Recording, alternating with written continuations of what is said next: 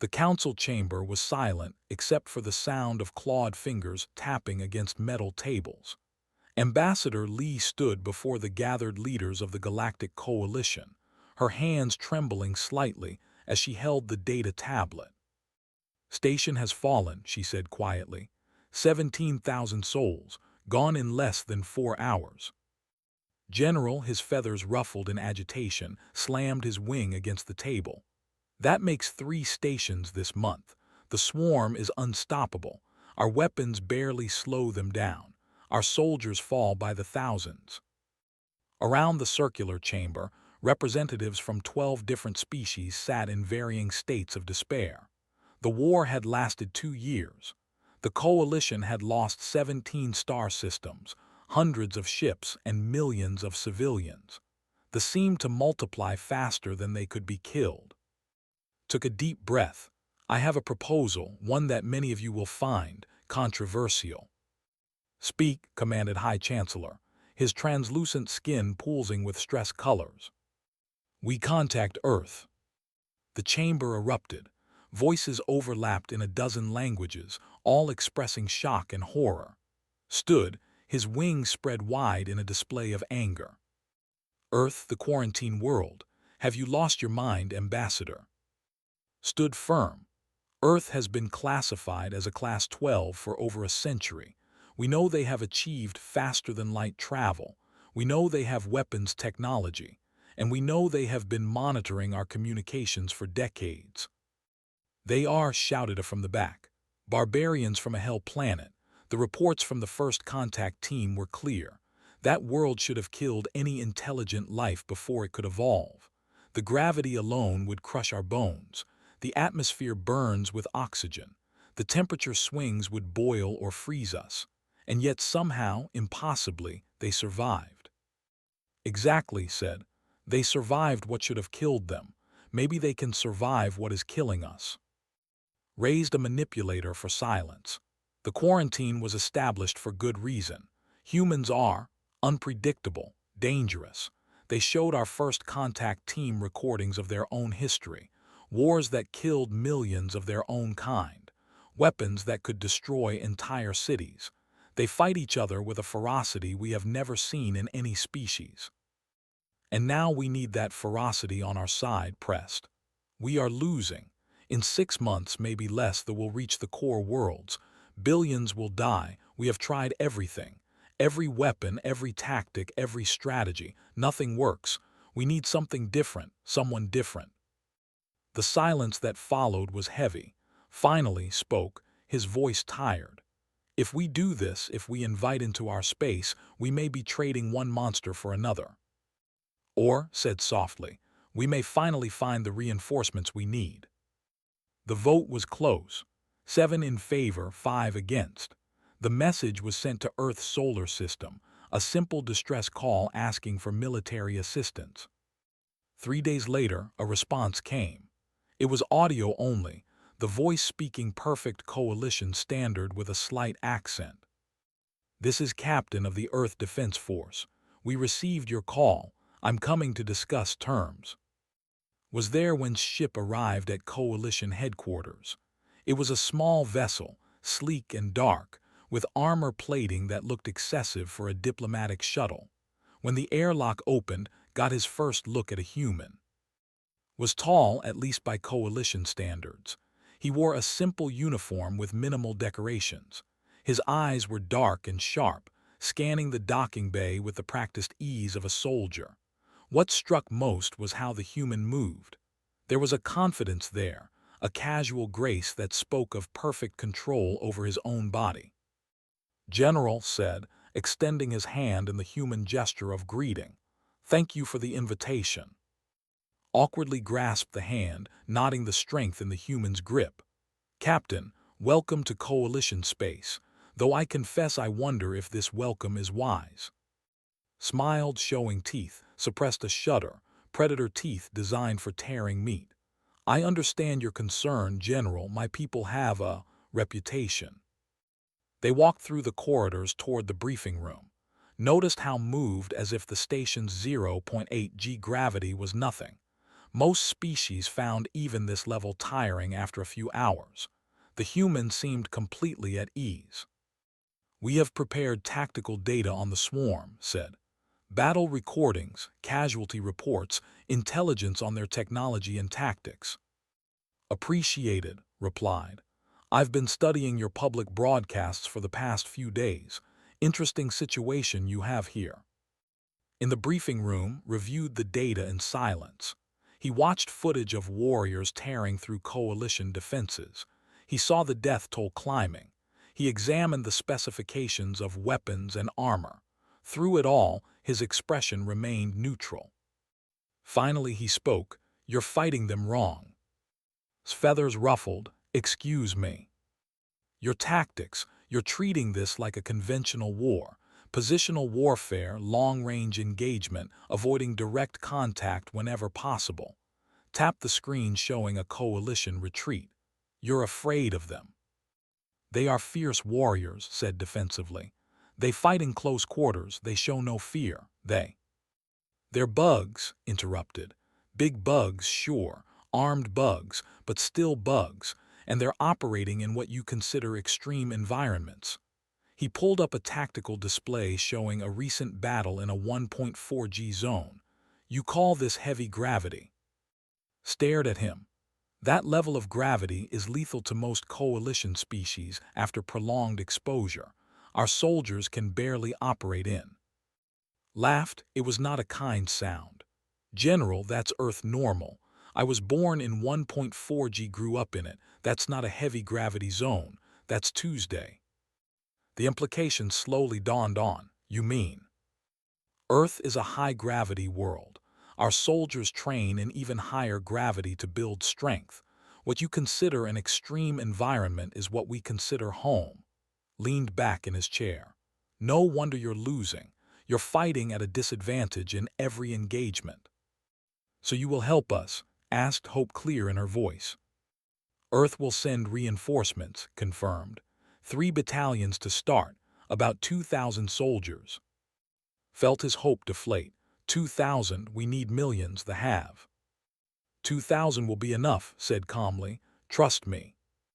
He pulled up a new document on his data tablet and slid it across to them.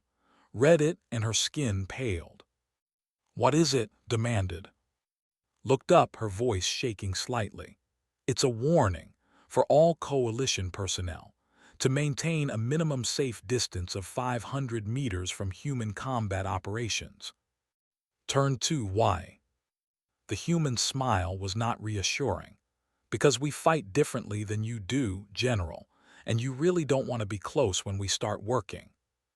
2 weeks later, the human fleet arrived, and nothing in the galaxy would ever be the same. The human fleet emerged from faster-than-light travel at the edge of the Arcturus system. Coalition sensors immediately lit up with warnings. The ships were not what anyone expected. Commander Park stood on the bridge of the lead vessel, watching the Coalition forward base grow larger on the. Behind her, the rest of the human fleet maintained perfect formation. 5 troop carriers, 3 heavy cruisers, and a dozen support craft.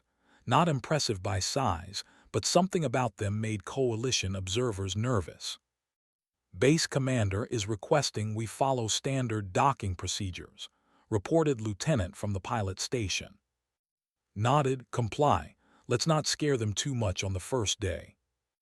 At Coalition forward base Arcturus, thousands of personnel gathered to watch the human ships dock. General stood at the observation deck, his eyes fixed on the lead transport as it connected to the docking ring. "Their ships look crude," muttered an engineer beside him.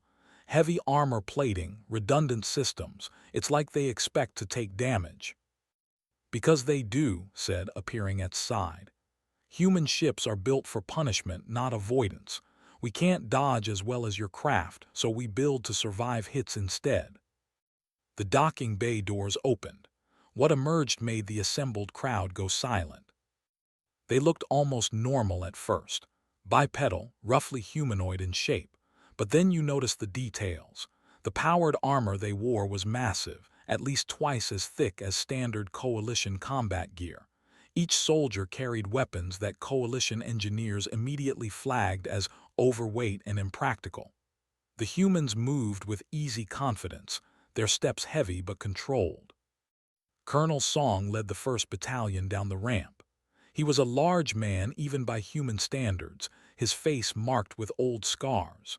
He surveyed the docking bay with cool eyes, then approached. Colonel Song reporting for duty. His salute was crisp and precise. Returned the gesture awkwardly. "Welcome, Colonel, your soldiers. They are all wearing powered armor." This glanced down at his suit. "This is just standard combat gear, light armor. The heavy suits are still being unloaded." A Coalition engineer ran forward, scanning device in hand. His eyes went wide.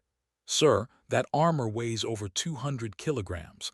How can they move in it?" Looked puzzled. "It's not that heavy. The exoskeleton assists with the weight, but even without power, we can operate in it for short periods."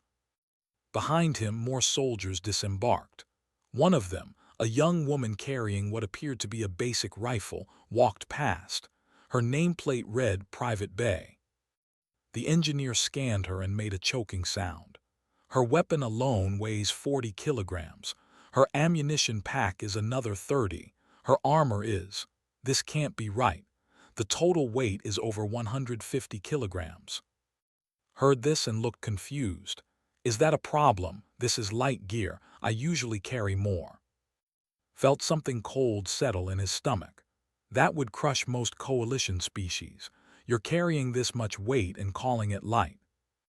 "Earth gravity is 1.4 g, reminded him quietly. "They're used to it. In your 0.8 g environment, they're actually operating at a significant advantage." A medic approached next, introducing herself as Doctor. She smiled warmly at the Coalition medical staff, who had gathered to meet their human counterpart. "I look forward to working with you all," said.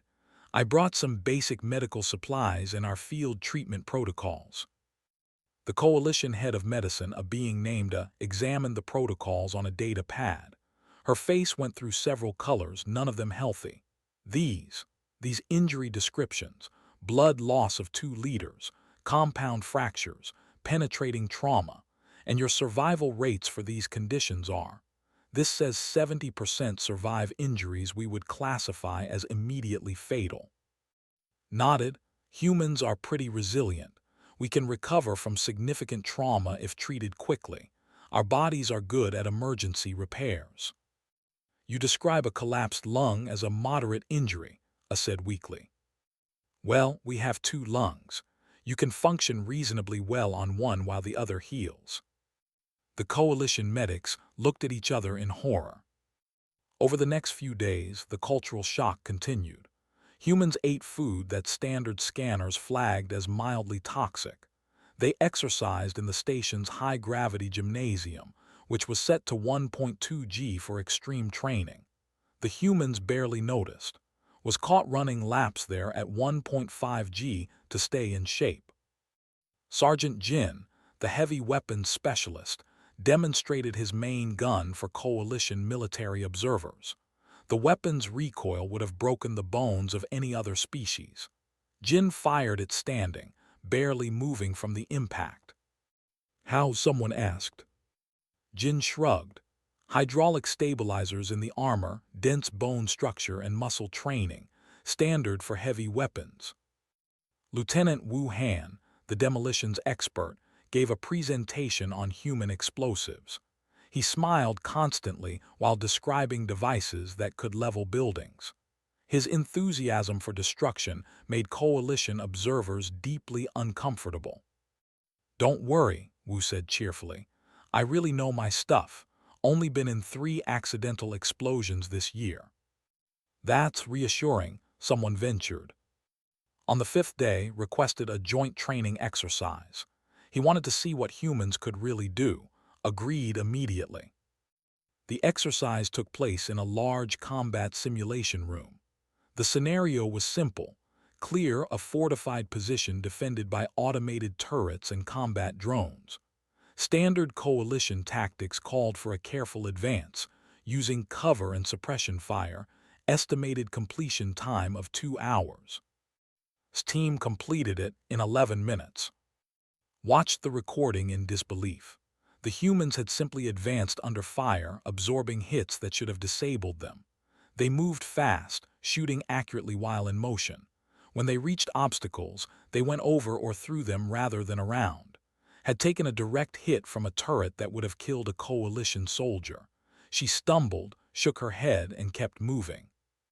How did she survive that? Demanded. Armor took most of it, explained. She'll have bruises, maybe a cracked rib, she'll be fine. A cracked rib and she's fine. She's young and healthy, give it a few weeks. That evening took a squadron of coalition pilots on a reconnaissance run. It was meant to be a simple patrol, nothing dangerous. The coalition pilots flew precise, careful patterns, maintaining safe distances from obstacles and monitoring their instruments constantly. Flew like he was being chased by death itself. He banked hard, rolled through narrow gaps, and accelerated past safety limits. Behind him, coalition pilots struggled to keep up. 2 had to return early after blacking out from the G-forces. "You're going to kill yourself flying like that," one pilot said after they landed. Looked genuinely confused.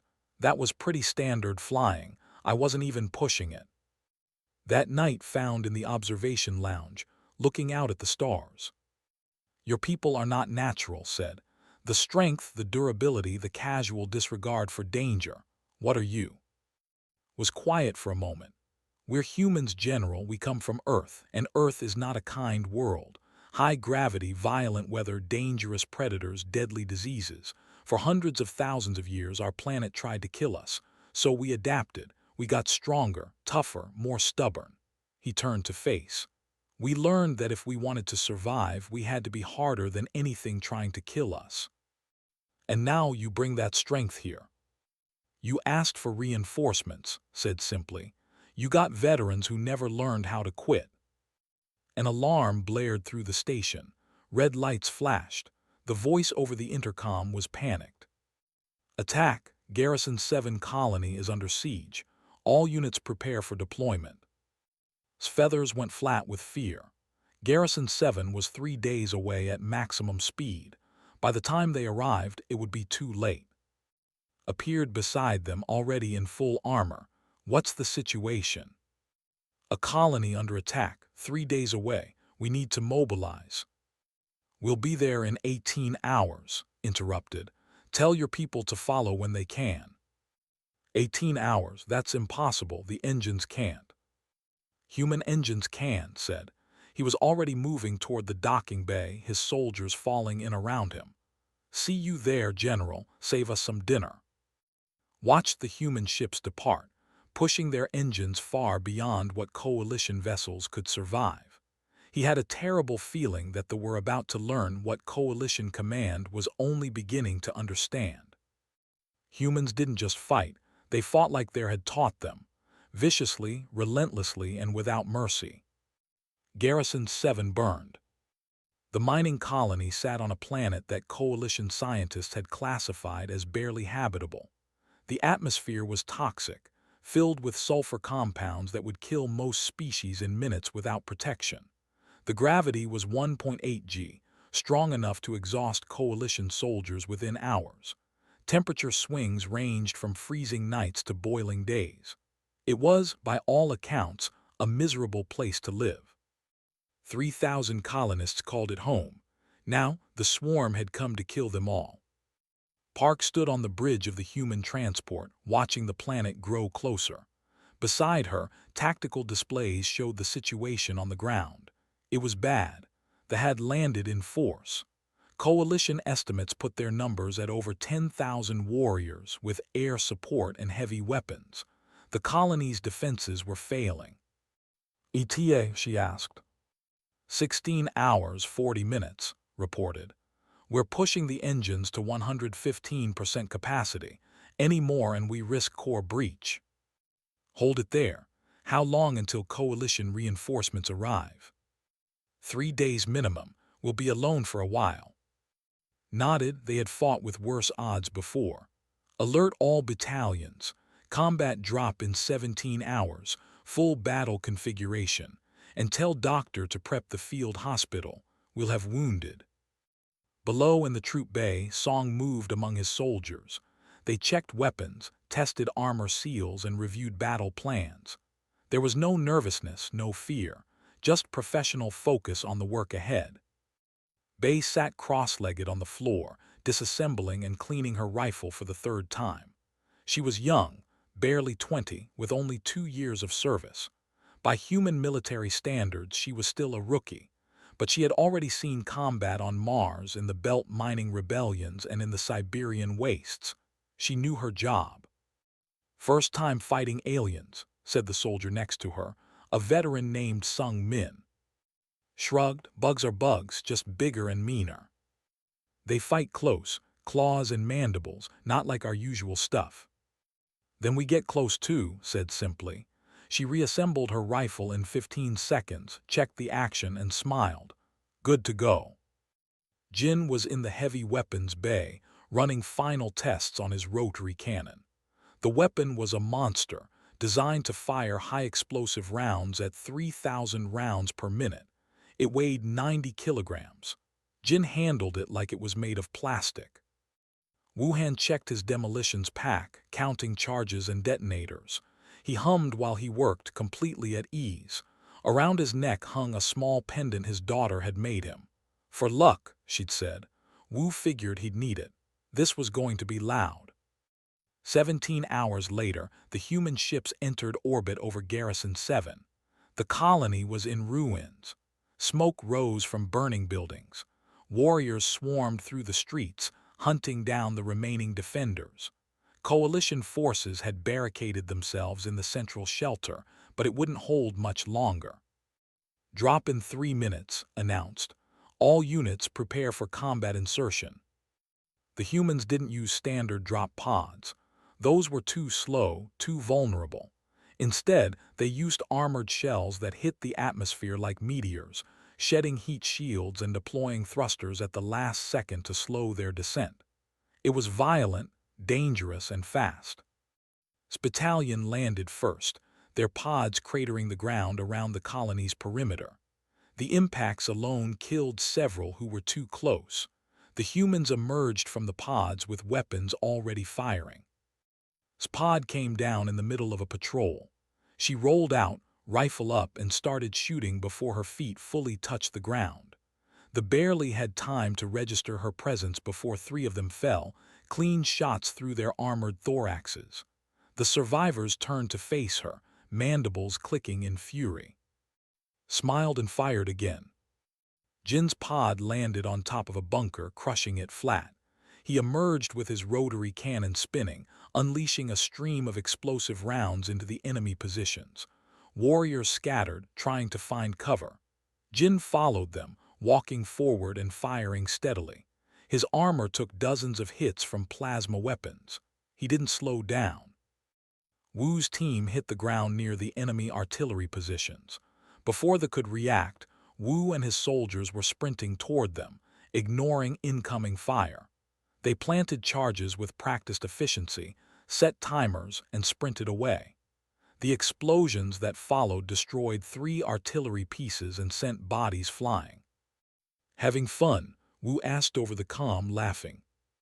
"Focus," commanded, but there was amusement in his voice. They had never fought humans before. They had conquered 17 star systems by using overwhelming numbers and fearless close combat. Species across the galaxy feared them because they would charge into melee range, where their claws and mandibles were deadly. The humans charged right back. A warrior lunged at its claws extended. She slammed her rifle into its face and shot it point blank. Another came from her left. She drew her combat knife and met it head-on. The blade, made of earth steel and sharpened to a molecular edge, cut through chitin like paper, the fell green blood spraying. "Contact left," Sung Min shouted. A dozen were rushing their position. "Advance," ordered. She and her fire team charged forward, firing as they moved. They expected them to take cover to fall back. Instead, the humans ran straight at them. It broke the formation. They scattered, confused and frightened. Jin reached the colony's main square where hundreds of had gathered. He didn't hesitate. He walked into the open, cannon blazing. Plasma fire hit his armor again and again. Warning lights flashed in his helmet display. His armor integrity dropped to 60%, then 50, then 40. He kept firing. Jin, fall back, ordered from orbit. Your armor is failing. Almost done, Jin replied calmly. His cannon clicked empty. He dropped it, drew his sidearm, and kept shooting. Around him, bodies littered the ground. The survivors were retreating. Doctor landed with the second wave, her medical team setting up a field hospital in a partially destroyed building. Within minutes, she had wounded soldiers coming in. A coalition defender was brought to her, his carapace cracked and bleeding. "Please," he gasped, "help me." Examined him quickly. The injuries were severe by coalition standards. She got to work, her hands steady. The coalition medics who had come with her watched in amazement as she worked. She operated with efficiency that seemed impossible, treating wounds that they would have considered hopeless. "How are you doing this?" one asked. "Experience," said, "and human medicine is aggressive. We don't give up easily." The battle lasted 6 hours. Tactical display showed the positions collapsing sector by sector. The humans advanced steadily, pushing through areas that coalition forces would have considered death zones.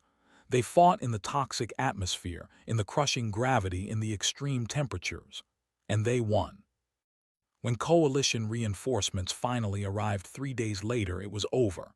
They had been defeated, their surviving warriors captured or fled. The colony was secure. Coalition forces stared in disbelief at the battlefield. Thousands of bodies, destroyed positions, and in the middle of it all, humans calmly processing prisoners and treating wounded. Landed with the coalition forces, walking through the aftermath. He found overseeing the cleanup operations. The colonel's armor was indented, covered in green blood. 3 weeks, said numbly. Our projections said this battle would take 3 weeks. You did it in 6 hours. Shrugged, we had good intelligence and motivated soldiers. Plus, the environment was pretty comfortable. Comfortable? This planet would kill most species. It's 1.8 G with a toxic atmosphere and temperature extremes, said. That's rough, sure, but we've fought in worse. Venus is worse. Europa is worse. Hell, parts of Earth are worse. Watched human soldiers moving through the ruins. They showed no signs of exhaustion despite fighting for hours in conditions that would have hospitalized coalition troops. They laughed and joked with each other, sharing rations that scanners identified as too high in proteins and minerals for safe consumption by most species. A prisoner was being led past. It saw and clicked its mandibles in what he recognized as a plea. "What is it saying?" asked the translator. The device processed the clicking sounds. It asks, what hell world spawned creatures like these? Warriors who don't stop, who don't fear, who run toward death instead of away from it. Who had arrived with the coalition fleet, heard the question. He walked over to the prisoner and looked it in the eyes. "We call it Earth," he said quietly, "and it tried very hard to kill us for 200,000 years. It failed. Now we're here. And if you want to live, I suggest you remember this day. Remember that humans don't lose, we don't quit, and we never ever stop coming." Those eyes showed something had never seen in them before, fear. That night, as human soldiers celebrated their victory with food and music, stood with on a hillside overlooking the colony. Fires still burned in some sectors. The air stank of sulfur and smoke. Human laughter drifted up from below. "We invited something into our galaxy," said quietly. "Something that cannot be controlled or contained." Nodded, "We did, but they're on our side, and I pity anyone who stands against them." In the human camp, sat with her squad, eating a meal packet that would have poisoned most coalition species. She was tired, bruised, and her armor needed repairs, but she was alive. They all were. "Next time I want the heavy armor," she said. Her squad laughed. Above them the stars shone bright and cold, and somewhere out there the swarm was learning a new emotion. Terror. The news traveled fast through controlled space. A message, sent by a surviving swarm commander, reached the high nest. The message was simple and terrifying. "The Coalition has allied with demons. Garrison 7 has fallen. 10,000 warriors lost, requesting immediate withdrawal from the sector." The Queen Mother reviewed the battle recordings recovered from dead warriors' armor. What she saw made her mandibles click in distress. Creatures in heavy armor, advancing under fire that should have killed them. Warriors who fought with a savagery that matched the own. Soldiers who seemed to feel no pain, no fear, no hesitation. She issued new orders to all swarm fleets. Avoid engagement with human forces. If contact is unavoidable, retreat immediately. But it was too late. The humans were already spreading across the war front. Captain Saul commanded the human frigate Indomitable. His ship was not the fastest or the most advanced in the human fleet, but it was tough, and Saul was tougher. When Coalition intelligence reported a supply convoy heading toward the front lines, Saul volunteered to intercept. "It's a suicide mission," the Coalition fleet admiral warned. "6 enemy cruisers escorting the convoy. Your ship will be destroyed." Saul smiled. "Then I guess we better not get destroyed." The battle took place in the asteroid field of the system. The cruisers detected Saul's ship and immediately moved to engage. They outnumbered him 6-1. They had superior firepower and faster engines.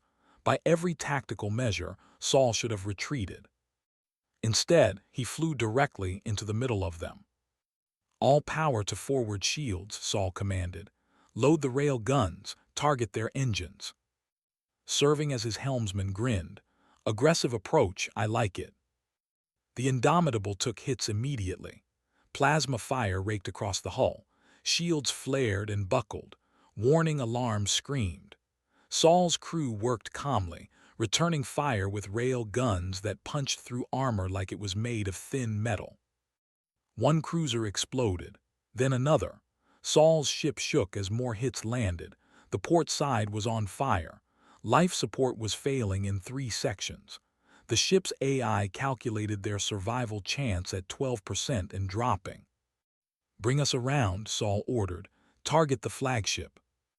"Sir, we've lost half our rail guns and shields are at 15%, his weapons officer reported. "Then we use what we have left." The Indomitable rammed the flagship at full speed. The collision nearly tore both ships apart, but Saul's ship was built for Earth conditions, reinforced to handle stress that would break other vessels. The flagship crumpled. Saul's boarding teams poured through the breach, fighting hand-to-hand in the corridors. When the battle ended, all 6 cruisers were destroyed or captured. The Indomitable was a wreck, but it was still flying. Saul sat in his damaged captain's chair, bleeding from a head wound, and reported back to Coalition Command. "Mission accomplished. Convoy destroyed. We'll need some repairs before the next job." The recording went viral across Coalition space. A single human ship defeating 6 enemy vessels through sheer determination and aggressive tactics. It seemed impossible, but there was the proof, floating in the asteroid field. Sergeant Ara Shin was a sniper. She had trained in the frozen wastes of Antarctica, where temperatures dropped to -50°C and winds could strip flesh from bone.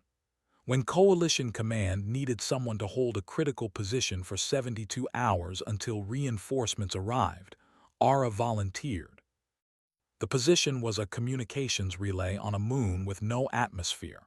The temperature was -170°C. The gravity was 0.3 g, which made long-range shooting difficult due to the altered ballistics, and they knew the relay's importance. They would send everything they had to take it. Ara arrived with her spotter, Corporal Minyu Lee. They set up in a crater overlooking the relay station, camouflaged their position, and waited. They came in waves. First, scout parties. Ara shot them from 2 kilometers away, her rifle barely making a sound in the vacuum. They never knew where the shots came from. They died confused and afraid. Then came the assault troops, hundreds of them advancing in formation. Ara worked methodically, 1 shot every 6 seconds. Each shot was a kill. Headshots through reinforced helmets, shots through weak points in armor.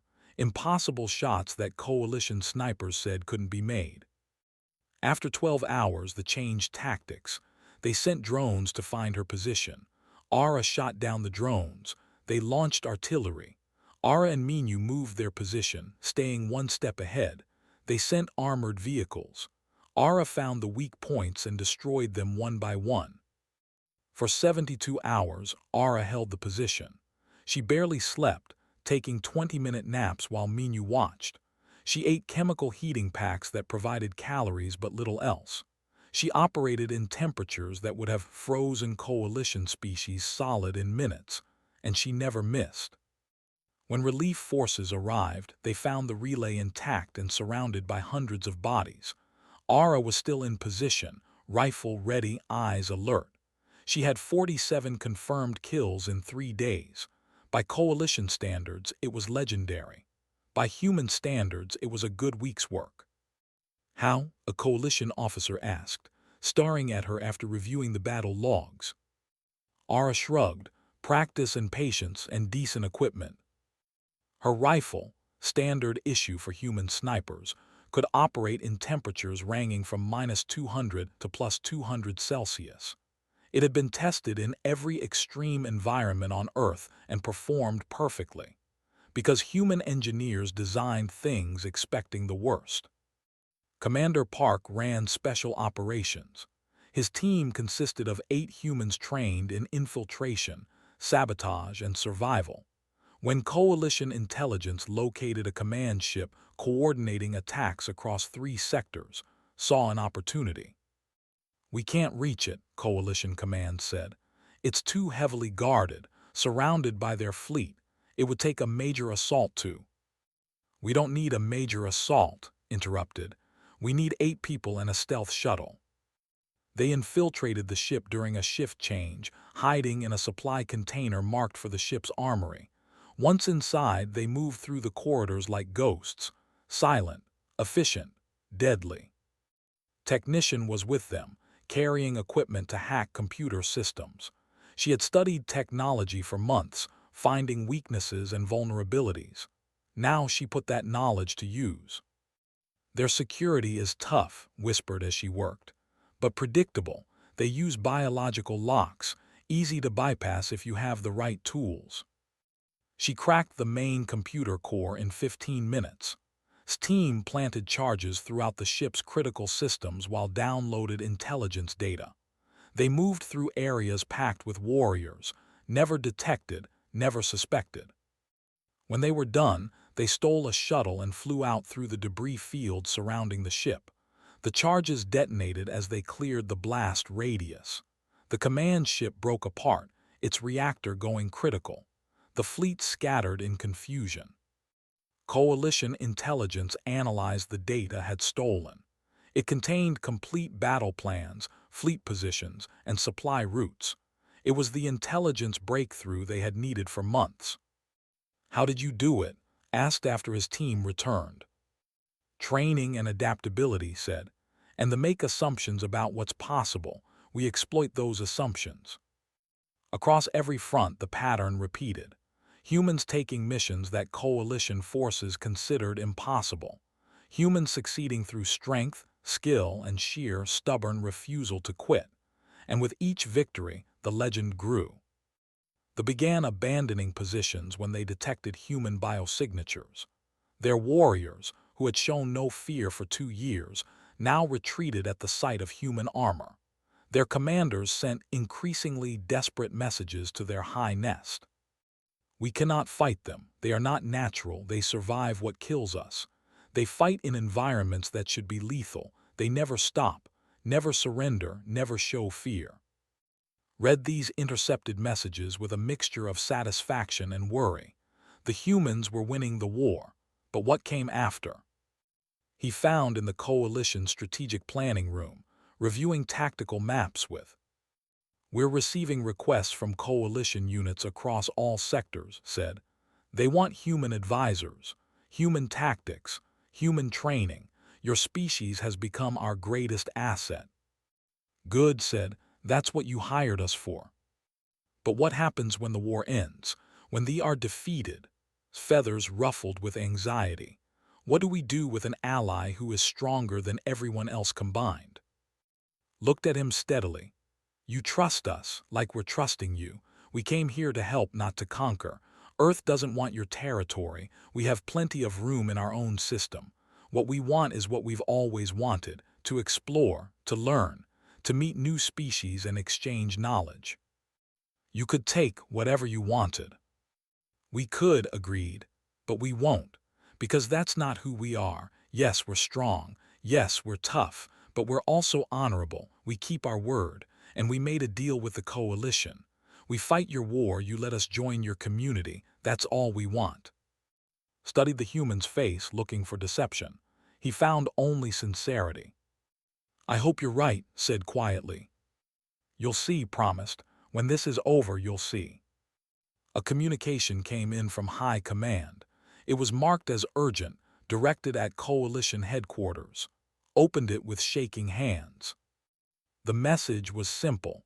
The swarm requested peace negotiations. They were willing to discuss terms, but they had one condition. Remove the warriors from active combat first. They would not negotiate while humans were still fighting. Read the message twice to make sure she understood. Then she started laughing. It was the laugh of someone who had been terrified for years and was finally seeing hope. They who had conquered 17 systems, who had killed millions, who had seemed unstoppable, were afraid. Afraid of humans. Afraid of the soldiers from Earth who had fought for 3 months and changed the entire war. She sent the message to Coalition Command with a simple note. We won. And across human ships in barracks and command centers, soldiers received the news.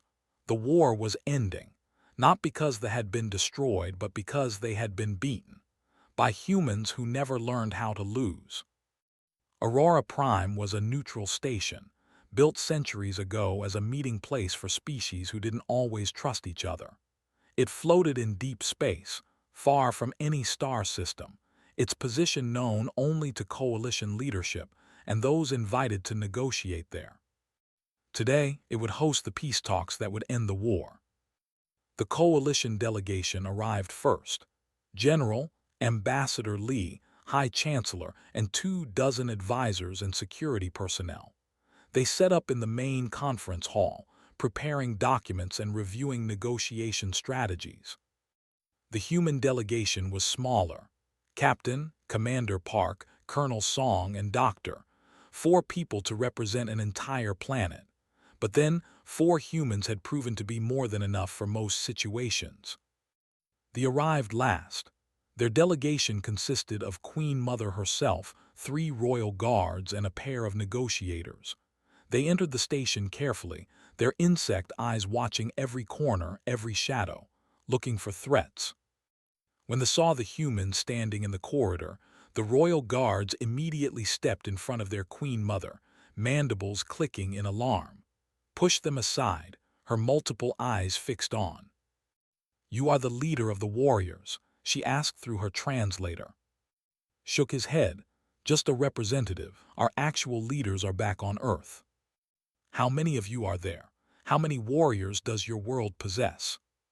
Smiled slightly. About 8 billion people, maybe 1 billion qualified soldiers if we really needed them. The 2,000 you fought were just a small test force.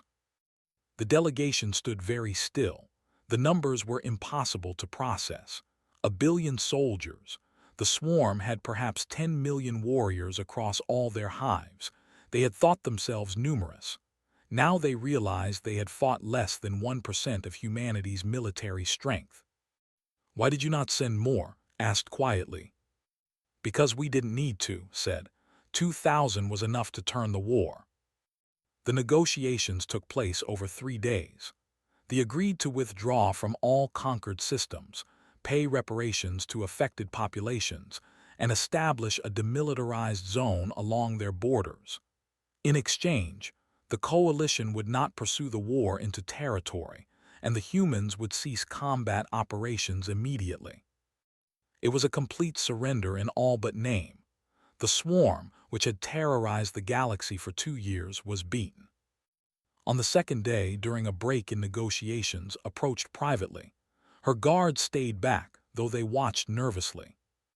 "I must know," she said. "Your world, Earth, what kind of place creates warriors like you?" Considered his answer carefully. Earth is a class 12. The gravity is 1.4 g, which gives us strong bones and muscles. The atmosphere has high oxygen content, which supports our metabolism and endurance. The temperature ranges from -90 to +60 Celsius depending on location. We have extreme weather patterns, violent storms, earthquakes, volcanic eruptions. And yet you survived. More than survived. We thrived. We adapted. Earth has thousands of species that can kill us, predators with claws and teeth, diseases that can wipe out entire populations, parasites, venomous creatures. The planet itself is dangerous, but we learned to hunt the predators. We developed medicine to fight diseases. We built shelters against the weather. Paused. Earth tried to kill us for 200,000 years. It made us strong instead. Was silent for a long moment.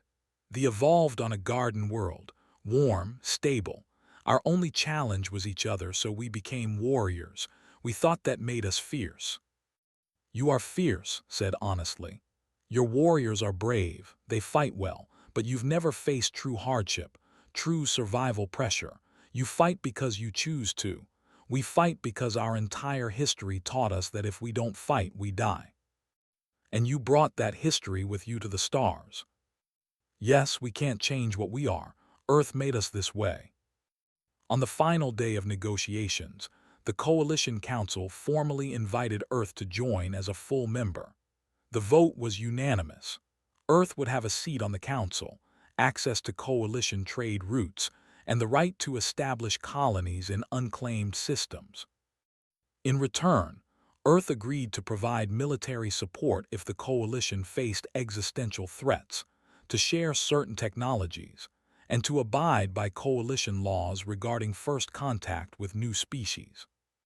It was everything humanity had hoped for when they first detected coalition signals a century ago. Access to galactic civilization, trade, knowledge, new worlds to explore, and it had cost them only 3 months of military service. Found in the station's observation lounge after the final signing ceremony, the colonel was looking out at the stars, a drink in his hand. "What will you do now?" asked, "when you return home?" Shrugged. "Go back to training, I suppose. The galaxy is a big place. Earth needs soldiers who can operate anywhere. High gravity, low gravity, toxic atmospheres, frozen wastes. We train for everything." "You enjoy it, the fighting?" "Not exactly," said carefully. "I enjoy being good at something important. I enjoy protecting people. The fighting itself," he shook his head. "That's just the job, a necessary evil. Your people have a strange relationship with violence." "We do," admitted. "We're very good at it, but we also know what it costs. Human history is full of wars, terrible wars, wars where millions died. We learned the hard way that violence should be a last resort, but when it becomes necessary, we don't hesitate." Thought about that. The coalition has lived in relative peace for centuries. Small conflicts, but nothing like the wars you describe. Perhaps we grew soft. "Not soft," said. "Just unprepared. Peace is valuable. It lets civilizations grow and thrive. But you have to be ready to defend that peace. That's what we can teach you if you want to learn." Over the following weeks, human advisors spread across coalition space. They trained coalition soldiers in new tactics. They shared Earth's military doctrine. They taught coalition engineers how to build tougher ships, stronger armor, more reliable weapons. But more importantly, they taught attitude, the human refusal to accept defeat, the stubborn determination to keep fighting no matter how bad things looked, the willingness to endure hardship for a cause worth fighting for.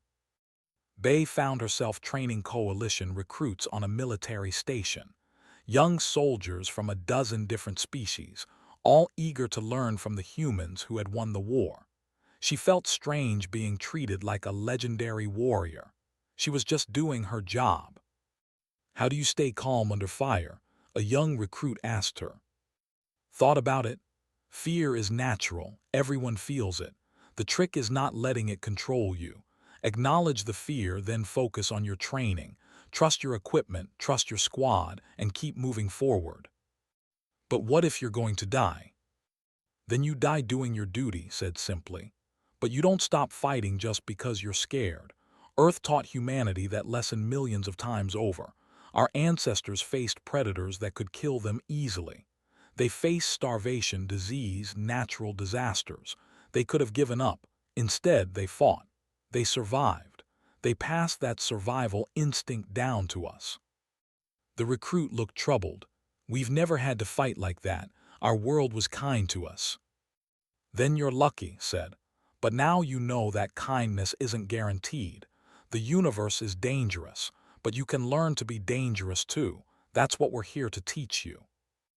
Doctor revolutionized coalition medicine. She introduced concepts like emergency field surgery, trauma care, and rehabilitation protocols that seemed barbaric at first, but saved countless lives.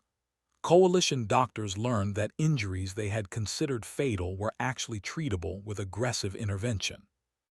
"Human medicine assumes the patient wants to live and will fight to survive," explained to a class of coalition medical students. "We developed our techniques treating soldiers in combat, people in disasters, and patients with injuries from Earth's dangerous wildlife. We learned to never give up on someone until they're actually dead, and sometimes not even then." She showed them recordings of human medical procedures. The coalition students watched in horror and fascination as demonstrated chest compressions that would break the ribs of most species, electrical defibrillation that seemed like torture, and surgical techniques that appeared unnecessarily aggressive. "But it works," one student said in wonder, reviewing the survival statistics. "It works because we understand that the body is resilient," said. "It can take damage and recover if you give it the chance.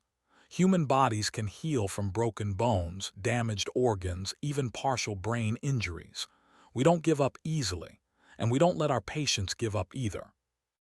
Started an exchange program for pilots.